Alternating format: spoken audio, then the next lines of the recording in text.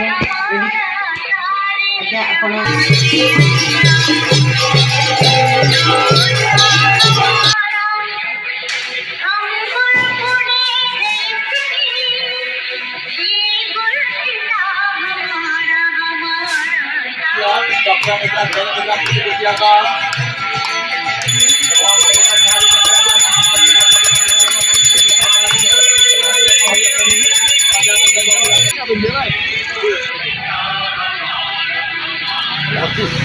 ଭଲ ଦେଲା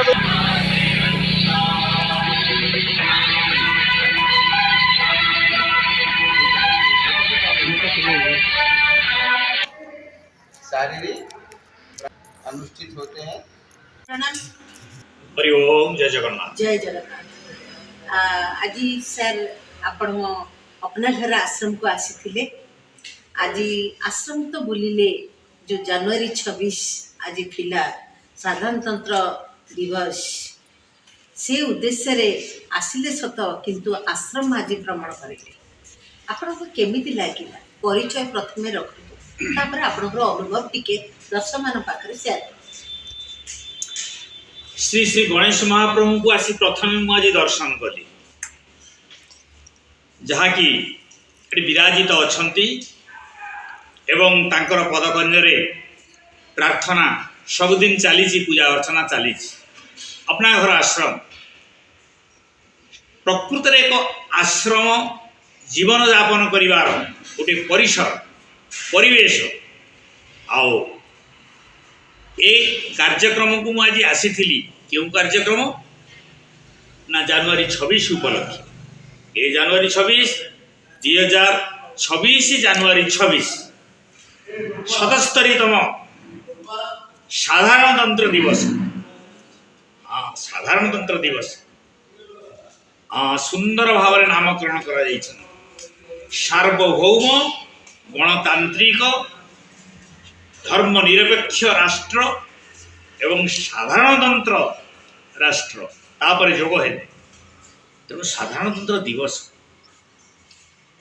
संविधान तैयारी हो गले 2 वर्ष 11 मास 18 दिन रे डॉक्टर B.R. अम्बेडकर तोड़ीदेले ये संविधान को विश्ववासी उद्देश्य रे नहेले भी विश्ववासी जानिले ये भारतवासी उद्देश्य Kashmir to Kanyakumari India is one आकुमारी हिमाचल पर्यंत सांविधानिक प्रक्रिया चालू रहिला चलमान है सते जमीती जाग्रत हेले भारतवासी स्वाधीनता लाभ करथिले स्वाधीनता पराधीनतार श्रृंखल स्वाधीनता प्राप्त होइथिले किंतु गोटे नियम कानून दरकार संविधान विचार दरकार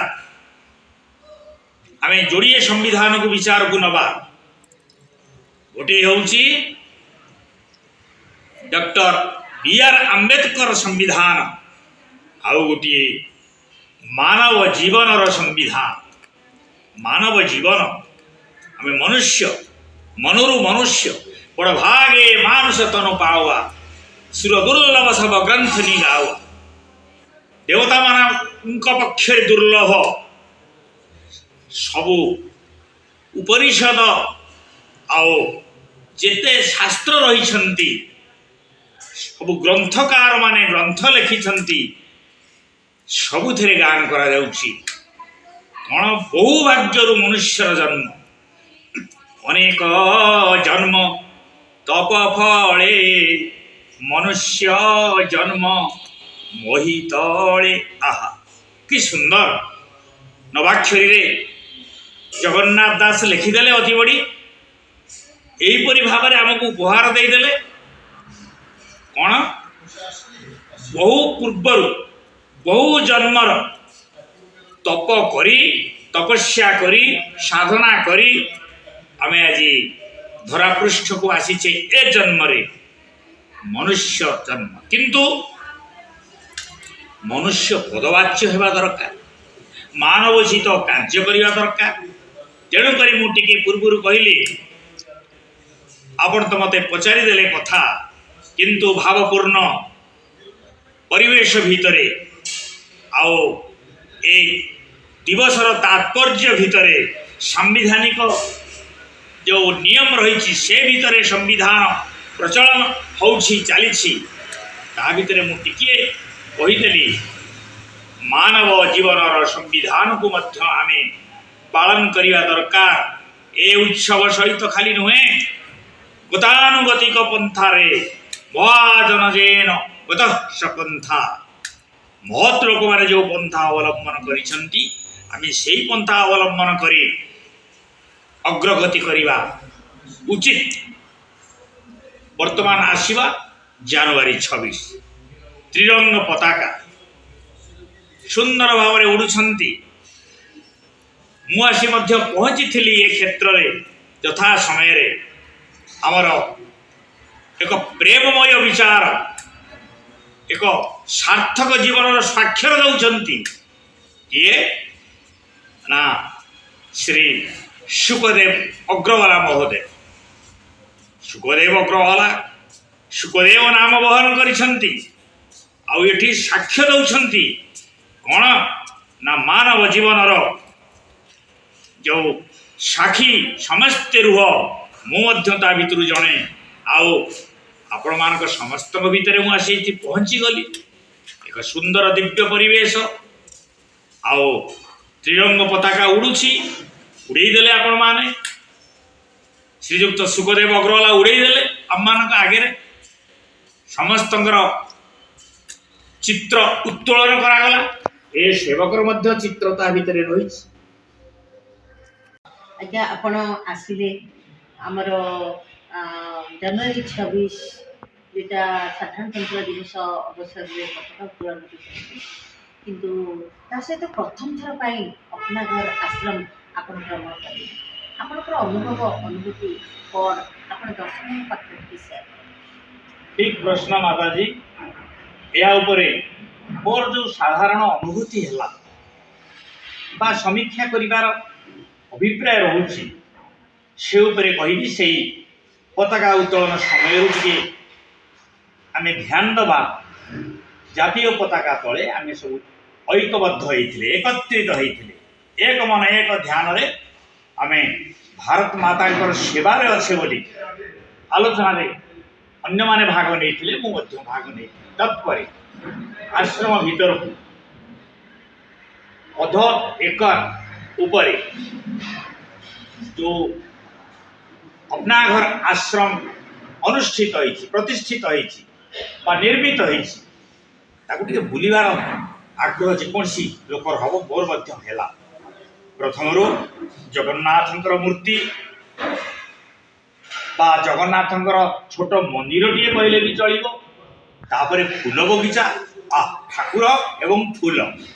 ତାପରେ ପ୍ରତି ଯେଉଁ କୋଠରୀ ରହିଛି, କେଉଁ କୋଠରୀରେ କ'ଣ ହେଉଛି, କେଉଁଠି ଅଫିସ୍ କାର୍ଯ୍ୟ ହେଉଛି, କେଉଁଠି ଗେଷ୍ଟ ହାଉସ୍ ହୋଇଛି, କେଉଁଠି ଅଫିସିଆଲ କାମ କରିବା ପାଇଁ ସୁବିଧା ଦିଆଯାଇଛି, କେଉଁଠି ପାକଶାଳା ହେଇଛି, ତାପରେ କେଉଁଠି ଏ ଯେଉଁ ଅନାଥ ବା ଅବ୍ୟବସ୍ଥିତ ଚିତ୍ତରେ ସାଇକ୍ରିଆଟିକ୍ ପେସେଣ୍ଟମାନେ ମଧ୍ୟ ସୁରକ୍ଷିତ ଭାବରେ ଅଛନ୍ତି, ତାଙ୍କ ପାଇଁ ଧ୍ୟାନ ଦିଆଯାଇଛି।